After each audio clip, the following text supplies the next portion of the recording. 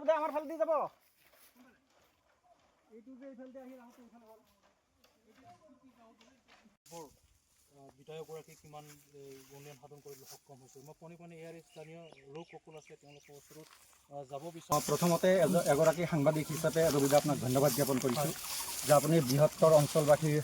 দুখৰ কথা জানি যে এই বৃহত্তৰ অঞ্চলত যে যাতায়াতৰ একেবাৰে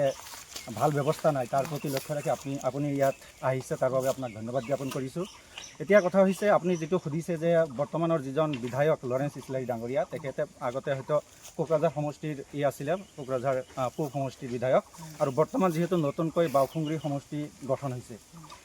বিধায়কগৰাকী যেতিয়া নিৰ্বাচন হৈছিল সেই নিৰ্বাচনৰ সময়তহে এই বৃহত্তৰ অঞ্চলসমূহলৈ আহিছিল। কিন্তু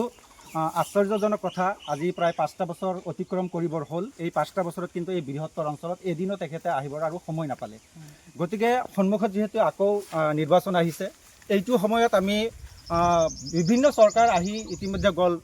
BPFৰ চৰকাৰ গ'ল UPPLৰ চৰকাৰ গ'ল বিভিন্ন চৰকাৰ আহিল আৰু গ'ল কিন্তু এই বৃহত্তৰ অঞ্চলবাসীৰ সমস্যাৰ প্ৰতি লক্ষ্য ৰাখি যিটো আপোনালোকে দেখিলে যে এই দলংখন কেইবাখনো গাঁৱৰ মাজত যোগসূত্ৰ স্থাপনৰ এইটো এটা দলং এই দলংটো কিন্তু নহ'ল। বহুবাৰ দাবী আপত্তি প্ৰতিটো চৰকাৰৰ ওচৰত কৰা হ'ল কিন্তু তেখেতসকলে এই দাবী আপত্তিৰ প্ৰতি গুৰুত্ব দি এই দলংখন নিৰ্মাণৰ কাম নকৰিলে। গতিকে পুনৰাই যিহেতু নিৰ্বাচন আহিছে নিৰ্বাচনৰ আগমুহূৰ্তত বৰ্তমান যিহেতু আকৌ BPF চৰকাৰ গঠন হৈছে আৰু BPFক আপুনি জানি আচৰিত পাব যে এই বৃহত্তৰ এই অঞ্চলৰ যিমান কেইখন গাঁও আছে এই গাঁও কেইখনৰ কিন্তু 80শতাংশতকৈ অধিক ভোটাৰে কিন্তু BPFক এইবাৰ ভোট দিছে। গতিকে ইয়াৰ প্ৰতি লক্ষ্য ৰাখি আমি BPF চৰকাৰক আহ্বান জনাম BPFৰ মুৰব্বী হাগ্ৰামা মহিলাৰী ডাঙৰীয়াৰ ওচৰত আহ্বান জনাম অনুৰোধ জনাম লগতে এই সমষ্টিৰ যিজন আপোনাৰ MCLA এজামুল হক ডাঙৰীয়া তেখেতৰ ওচৰতো অনুৰোধ জনাম আহ্বান জনাম যাতে এই দলংখন এই বৃহত্তৰ অঞ্চলবাসীৰ স্বাৰ্থত যাতে এই দলংখন নিৰ্মাণৰ কাম কৰি দিয়ে। নিশ্চয় নিশ্চয় যিটো নিৰ্বাচন যিটো সমাগত তো এখন আপোনালোকৰ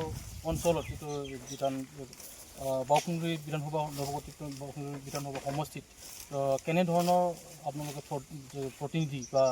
প্ৰাৰ্থী আপুনি হোৱাটো বিচাৰে এইটো কথা? হয়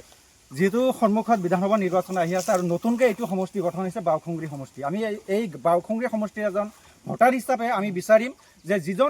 যিজন ব্যক্তিয়ে এই বৃহত্তৰ অঞ্চলৰ বা এই সমষ্টিৰ জনগণৰ স্বাৰ্থত জাতি ধৰ্মৰ কথা নাই সকলো জাতি জনগোষ্ঠীক লগত লৈ সকলোৰে সম উন্নয়ন সম অধিকাৰৰ কথা কৈ যিজনে আগবাঢ়ি আহিব তেখেতক আমি এইবাৰ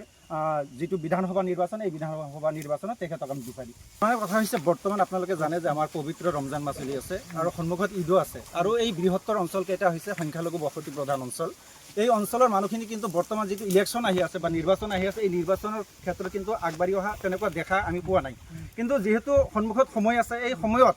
নিশ্চয়কৈ যি চৰকাৰে আমি দেখি আছোঁ কোনটো চৰকাৰে কেনেকৈ কাম কৰি আছে সংখ্যালঘুসকলৰ উন্নয়নৰ কথা কোনে কৈ আছে কোনে সংখ্যালঘুসকলৰ যিটো অধিকাৰ ভূমিৰ অধিকাৰৰ পৰা আৰম্ভ কৰি যিমানবোৰ অধিকাৰ আছে এই অধিকাৰসমূহৰ ওপৰত কোনে কাম কৰি আছে এইবোৰ নিশ্চয় আমাৰ লক্ষণীয় হ'ব তাৰ ওপৰতে হয়তো এই বৃহত্তৰ অঞ্চলবাসী আমি সিদ্ধান্ত গ্ৰহণ কৰিম। ধন্যবাদ।